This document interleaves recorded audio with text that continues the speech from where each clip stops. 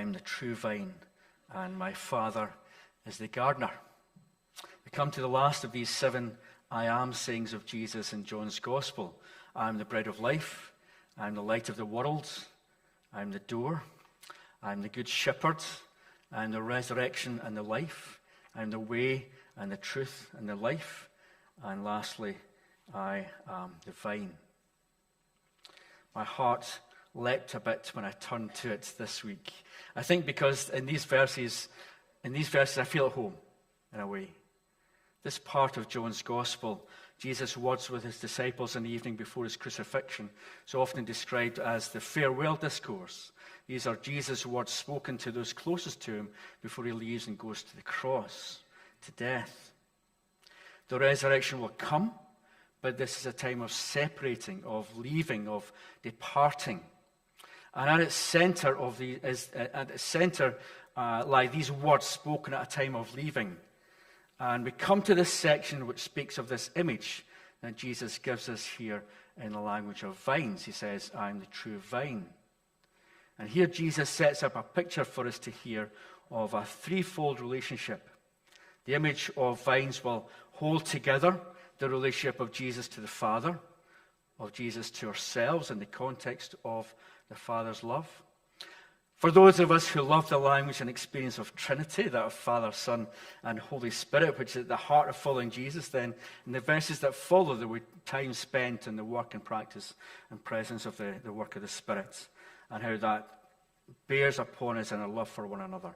But the picture that Jesus sets out in these opening verses of the vine speaks of our relationship to Jesus and Jesus' relationship to the Father. And right at the start here, I'm going to shift gear a wee bit, maybe going from fourth gear into fifth gear. We'll see how this goes, because some detailed work in the language that Jesus uses in this passage has given us new depths into what Jesus wants to share with us here.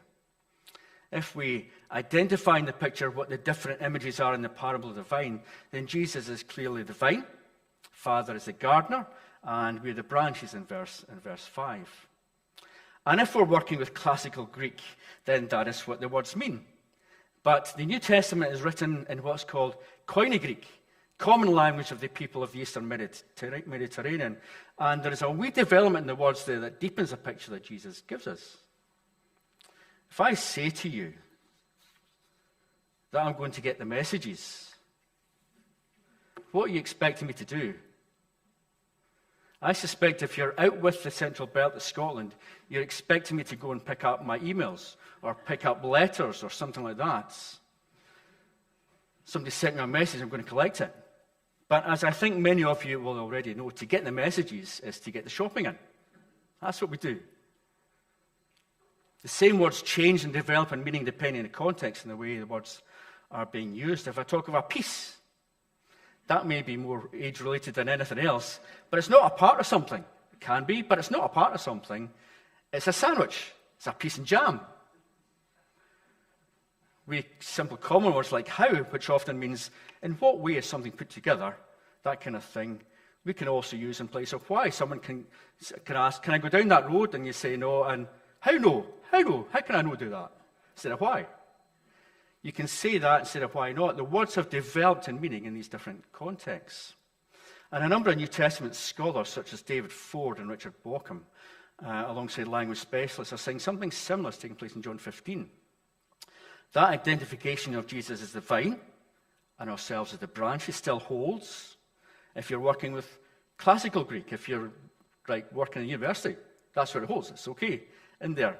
But if you're amongst the people in the streets, those who are writing the Gospels and hearing Jesus speak, those who say things like, I'm going to get the messages, if you're with them, the meaning is shifted. And I think that shift in meaning is just a beautiful deepening of what Jesus is saying. It gives us more sense in what Jesus is saying to us. In Koine Greek, common Greek, these words have developed so that the word for vine has become the vineyard. The branch has become the vine. I know it's very confusing. But it's the vineyard and the vine. Jesus is saying something more like this. I'm the vineyard. You're the vines. Father's the gardener. And that picture for me deepens the meaning of what Jesus is calling us to do when he calls us to do this. Abide in me. Through the translation I work with there, it's remain in me, but abide in me. That speaks to me as deeper. Abide in me. It's quite difficult to get your head around the thought of a branch abiding within a vine. It's a picture image that needs to get our heads around a wee bit. But this developing picture that Jesus is the vineyard, the place where we are as the vines, find our home in, our place, our fruitfulness protected and cared for, that is immediately, to me, a much more vibrant picture of what Jesus wants us to hear. The call of Jesus in this picture is to abide in him so that we will bear fruits. What those who hear Jesus' words in this upper room in Jerusalem are seeing before them, it lies with the vineyards which are spread across Jerusalem with all their protected walls, their fruitful, productive soil, farmers who care for the vines, stripping off what is not fruitful, putting it outside, just like we're going to be doing with our greenhouse, a protected space, fruitful soil. You put out what's not going to work in there. That's what's in their heads. And Jesus, in this beautiful way, says to them in this context, abide in me.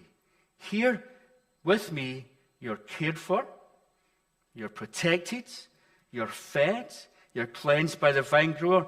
This is where you will grow and bear fruits. Here in this enduring place, abide. I'm the vineyard, abide in me. This is where you are meant to be. I've mentioned this before. I find the old Gaelic understanding of our relationship to place to be compelling when I think in the gospel at times. And this is one of them, that word, duchas.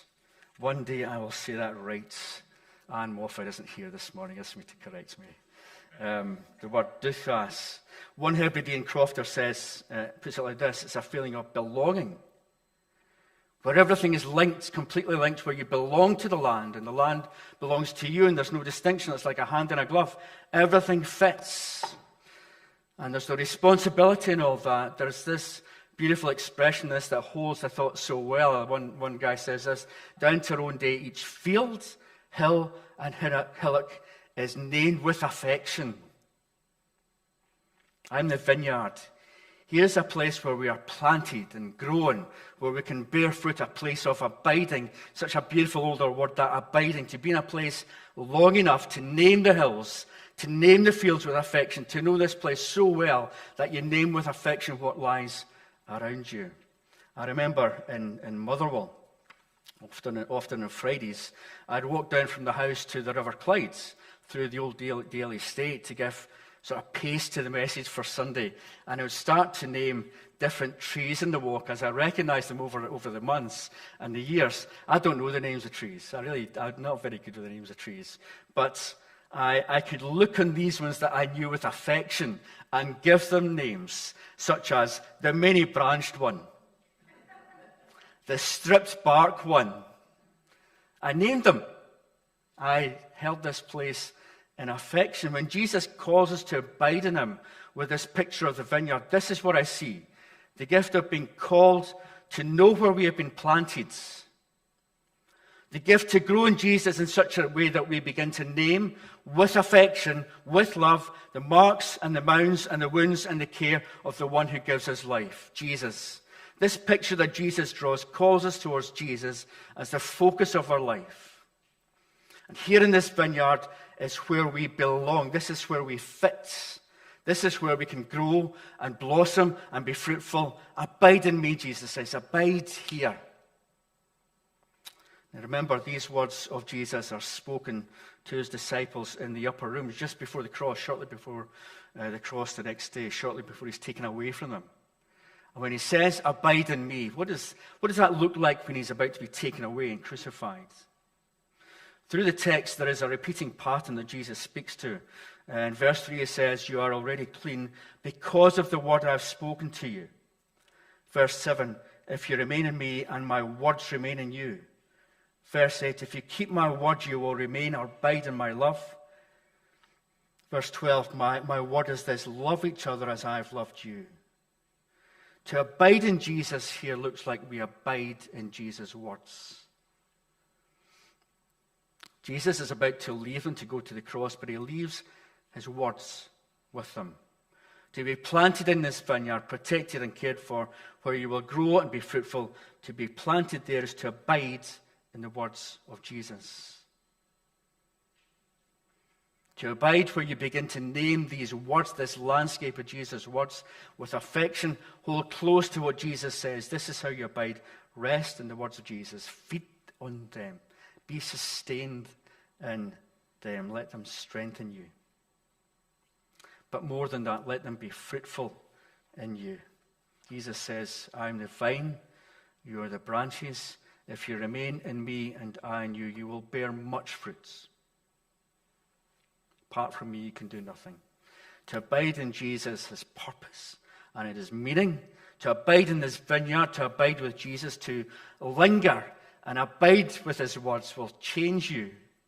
You will bear much fruit, Jesus says, and that fruitfulness will be characterized by joy. He says in verse 11, I have told you this, so that my joy may be in you and your joy may be complete. It's a joyful word. At moments of extreme life and death, this is where I want to be planted, in this vineyard, abiding in Jesus, the one who came through death and is raised to new life, the one who is the way, is the truth, is the resurrection, is the shepherd of all that I am. This is where I am planted, here is where I will abide. God will prune and cut and clean so that we will become more fruitful, bearing much fruit. But hear the words of comfort that Jesus brings to those who are facing loss. Abide in me. Abide in me. I recall when I was wee that my grandfather had a large greenhouse.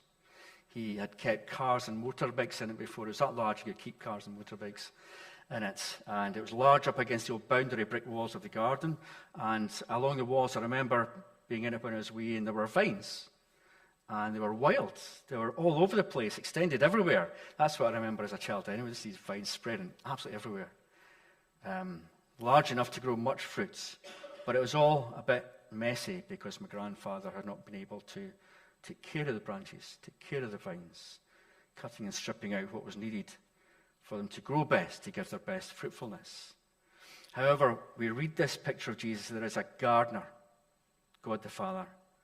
In this picture of the vines, Jesus sees the work of the Father in these acts of stripping away what is not fruitful, what is getting in the way of fruitfulness, those things which entangle us and stop the fruit growing. The dead branches are cut away to give space for the fruit to grow. But as I read of this work of the gardener, this comes to mind. And what the Father cuts and puts out, am I going to be holding on to that too much and be thrown out with it? Or are my roots in this vineyard deep enough to let me abide here, abide in this place? Will I let the work of the gardener bring fruitfulness in my life? Will I choose to send my roots deep into this vineyard and abide in Jesus here? Jesus shares at the end of his words with them. He says, these are words of comfort as you face loss. Hear then the gift and invitation of them. Let your roots go deep into this vineyard of Jesus. Abide in the words of Jesus. Love each other. This is where we abide. Shall we pray?